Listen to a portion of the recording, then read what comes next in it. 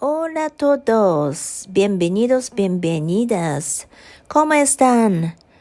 Soy Language-Enthusiast. Okay, let's see. Today is OES. Let's see, what's the day today? ¿Qué fecha es hoy? Let's see. Hoy es domingo, el 29 de octubre del 2023. Today is Sunday, October 29th, the year 2023. And, okay, soy language enthusiast. Soy de Japón. And vivo en Japón también. Tengo 59 años.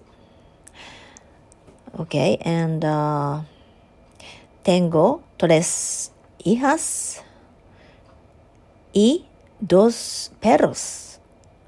Me gusta mis perros mucho. And y let's see, me gusta. Okay, me gusta leer, me gusta ver películas en Netflix, me gusta la música, and toco la guitarra, toco la piano. And is there anything that I can say? Soy baja. Okay, soy baja. And está feliz. Está feliz. Okay, for my speaking practice, let's get started. This practice is totally impromptu, and I played by ear because I haven't prepared anything. But this morning, I wrote my blog, and for the first time in my life, I uploaded it on this platform called medium.com. Do you know what Medium is? It's a platform where many people post their own story, like blogs. And I've known about this platform for the last 2 months or so. When I read somebody's blog story or blog entry or a book, even a book someone wrote, and it said that why don't you write your own blog in English? And that person is Japanese. She's a Japanese woman, and she writes a book about writing something in English. The book is designed for Japanese people who study English, and there are many platforms for blog in Japan, but those blogs are not designed for that purpose. I mean, writing something in English. So if you want to write your blog in English, you'd better use other platforms, mainly platforms created in other countries. And she suggested more than three or four blog entries, platforms. And the number one was the medium.com.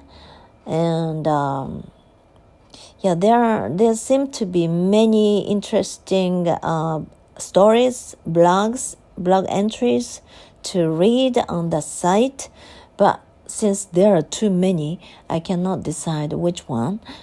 Anyway, I posted my first blog story today, and it was like a diary, my diary. Today I just woke up and I wrote the story, and it is as long as 5-minute read. I don't know how to pronounce this one. 5-minute read or 5-minute read. I don't know which. But when I uploaded my first blog, under the title it said 5-minute read or read, which means that it takes 5 minutes to read the story. So it doesn't mean that, the blog entry was not very long, but not very short either. But when I was writing it, I felt that it was quite easy for me to write in English. I was even a bit surprised at that. It was quite smooth. There wasn't any problem for me to write in English. And when I finished writing it, I was quite surprised at how long I wrote without knowing. It was a bit surprising. And I wrote about the keyboard, my new keyboard I bought yesterday. I ordered 2 days ago, and yesterday it was delivered, and I opened the package, and I saw it directly, and the color of the keyboard is pink. It's quite cute, and I love it. And I didn't talk about it in yesterday's video, right? Because I recorded my audio before it was delivered, so I didn't talk about it. I haven't talked about it yet. So the keyboard I bought turned out to be pretty small, but heavier than I had expected. But anyway, the color is pink, and it's so cute, and typing is okay. It feels so nice to type, and I like the sound of typing also. It's not very loud, but it sounds like it doesn't sound like as if I was typing with the old style typewriter, but it's so light to type, and but somehow it's a bit complicated. Some keys don't correspond to the what they say on the label. I can explain it in English. I wrote about it, but when I try to talk about it, I cannot talk about it. Why? I don't know. It's so confusing probably because when you write, it takes more time, right? It gives you more time to think about it. It gives you more time to pick up the right words, right? So that's why it makes you feel relaxed. But when you have to talk, you have to do it instantly. So it makes you feel a bit nervous, and it makes it more difficult for you to speak in the same way as you write. I think that's the problem. That's the cause of your getting slowly when you speak. Anyway, talking about the keyboard, if you press certain keys, if I press certain keys, it doesn't correspond to the what the key says. So I had to look for the right key, and it turned out that when I type something in Spanish, the keys are not corresponding. So I have to switch it to English, okay, and then I can type it right. But when I want to type it in Spanish, I cannot. If I want to type in Spanish, I cannot use the English system, because there are certain alphabets or certain letters that English doesn't have, but Spanish does.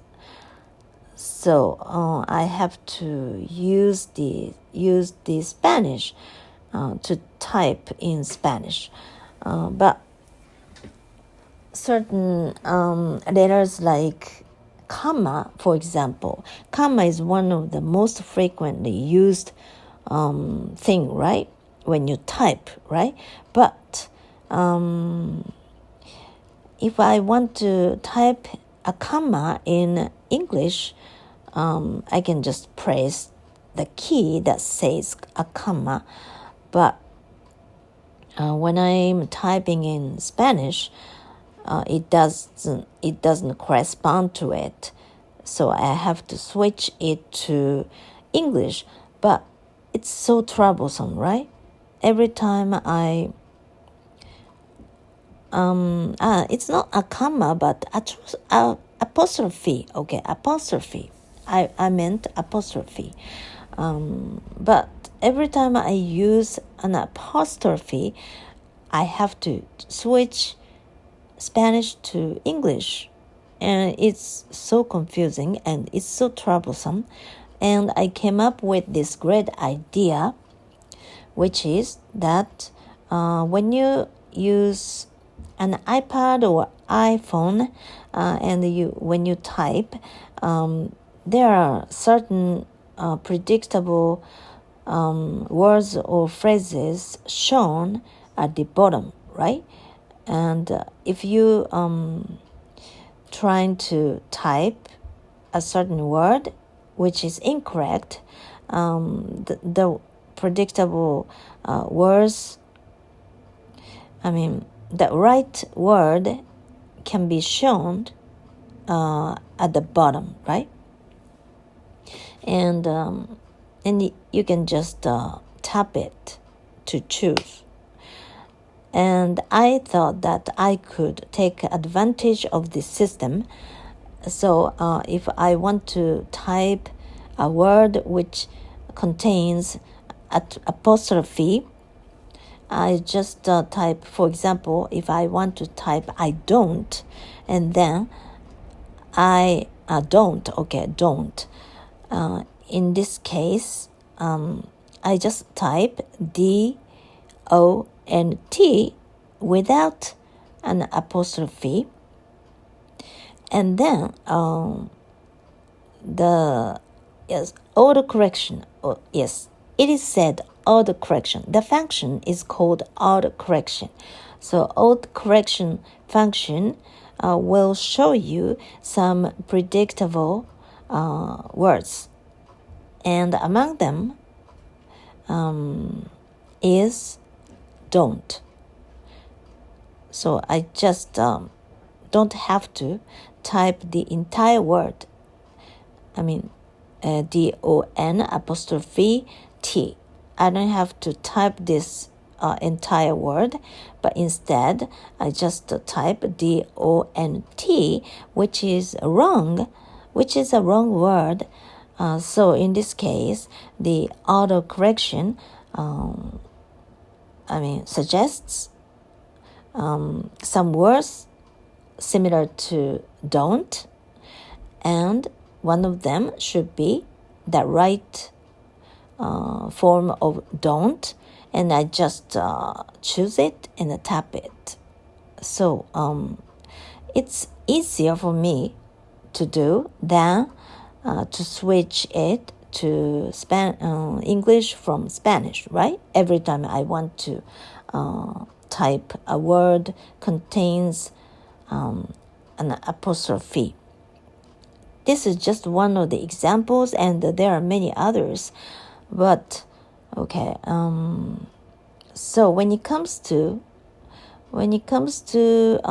typing, this is a keyboard, so its main job is to type, right? But when it comes to choosing different language, I don't think the keyboard I bought is perfect, is a perfect one. But since I cannot return it now, so I have to come up with any solution, the best solution, so that I can make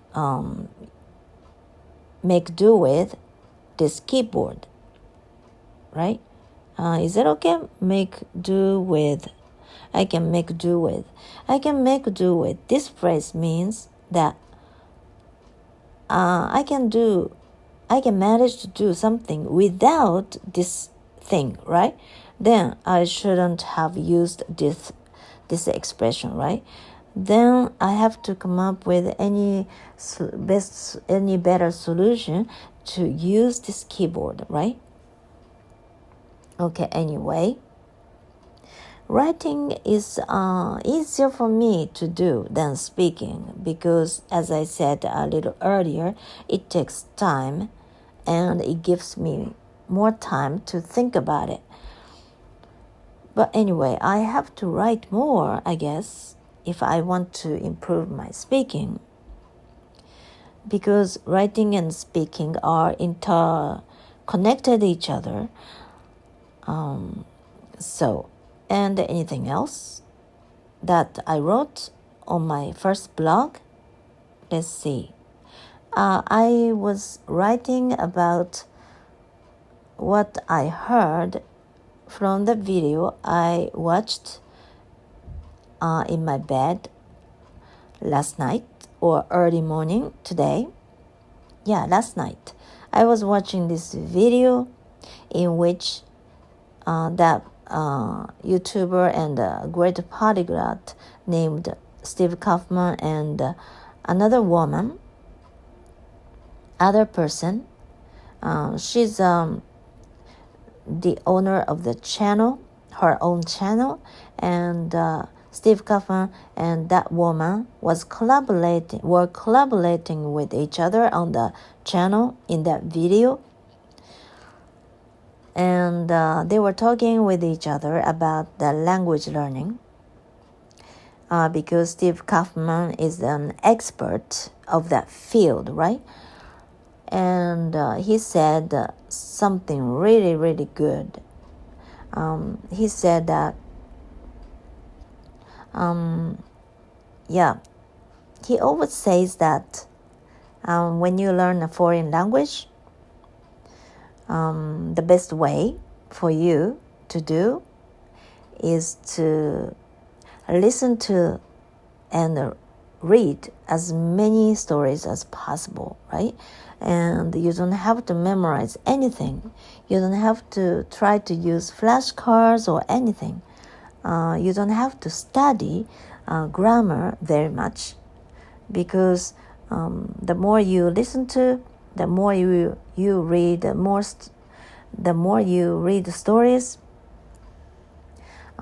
you come across the same words and phrases over and over again, and eventually, naturally, you can pick up all those words and phrases, and that's what language acquisition is all about, and that's how you have done when you have been, when you were acquiring your foreign, not foreign, but first language, when you were baby.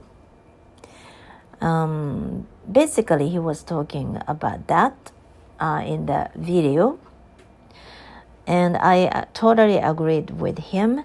I used to be a bit doubtful about what Steve Kaufman and other linguistics say about how to learn your foreign language, because it sounded too good to be true to me at that time, because what they all said is that you just wait and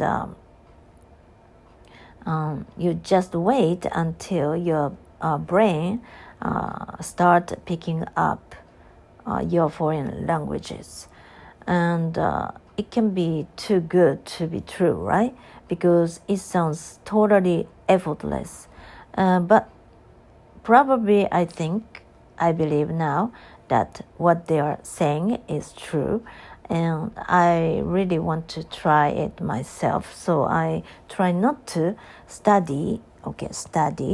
particularly study grammar, but I've been referring to much more stories than I used to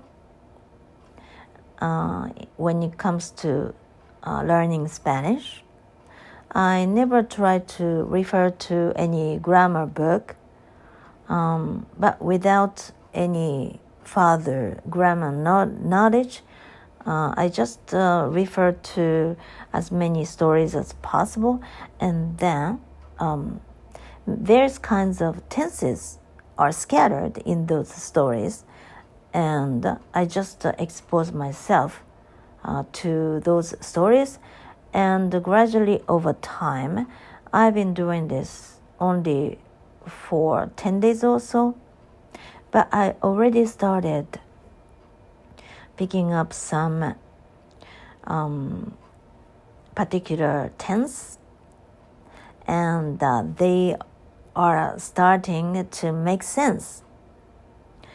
And it's so fun. My brain has been working really hard to try to find the patterns of all those tenses, and I just let my brain do the work. And so all I need to do is just try to read more and more new stories while I'm enjoying. It's quite effortless because I don't have to repeat each sentence more than 3 times. If I think that I can read the sentence without stopping, and I can understand the meaning of the sentence while reading, I think it's okay, and I'll move on to the next sentence. And if I finish the whole story, I'll move on to the next new story. But I used to do much more. I used to repeat the same sentence much more times, like 30 times at the latest, until I memorized the sentence. But since it took time, I couldn't do more sentences. But now I only read each sentence as many as 3 times tops. Then I can move on to the next sentence, and I can do much more numbers of sentences. So it's more productive. And I couldn't have believed this way when I was, before. I couldn't have believed that this is the right way. But now I can believe that it's more productive, I guess. Because if I take just one sentence, I take more time just for one sentence. I cannot do as many sentences as I can do now, which is not productive because memorizing sentences is not everything. Just memorizing sentences cannot make you fluent in a real sense.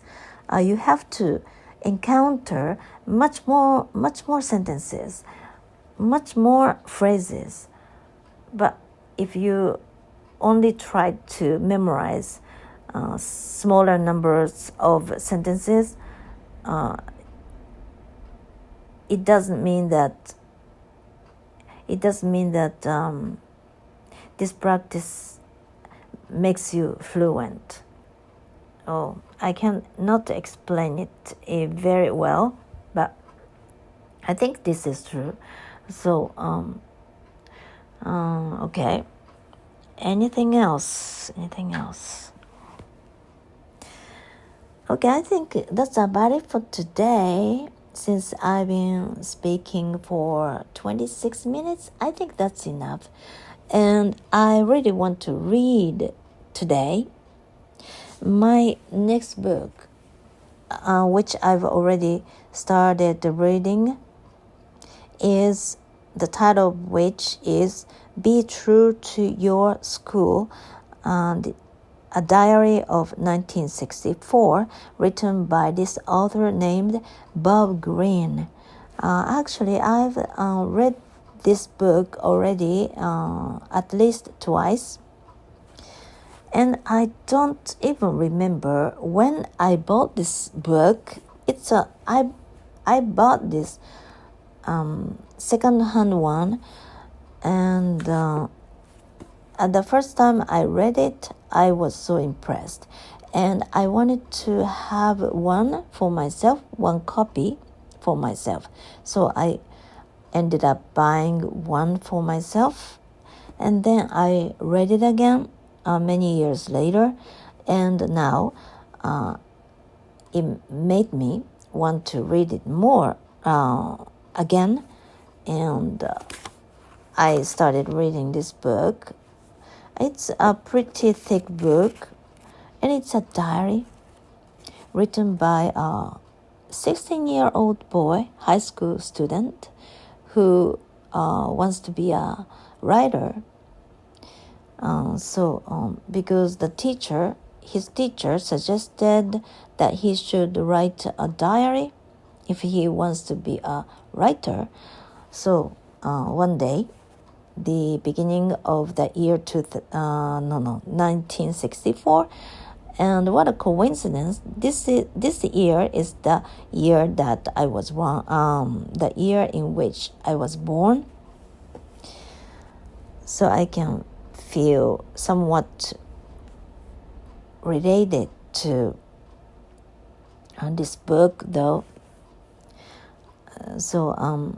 And the letters are very small, so I have to wear my reading glass. They are not only just ordinary reading glasses, but they are like magnifying glass. Wearing these glasses, I can see letters a bit larger, so it's easier for me to read books. They help me read books more easily. Now that I am old enough to wear reading glasses, and I'm happy that with these glasses I can enjoy reading. Okay, that's about it for today. I'll be back tomorrow too. Thank you. And so it's a very good day. It was a very good day. It's still light outside. The time now is almost 5 p.m. it was a pretty windy day, but the temperature was quite right, and I enjoyed working with my dogs, and it was very pleasant, and it made me feel so nice and pleasant, and it was nice. I've been feeling quite relaxed today, and I'm enjoying my relaxing Sunday today. So okay, thank you very much, and I'll continue learning my lovely Spanish. Okay, I love Spanish so much, and now that I can speak something in English like this, today I'm a terrible talker though, as usual, but still I'm very happy about this. I mean, talking about something in English. Okay, thank you very much for listening, and I'll be back tomorrow too, so I really hope that you have a wonderful new week. Okay, talk to you soon. Bye.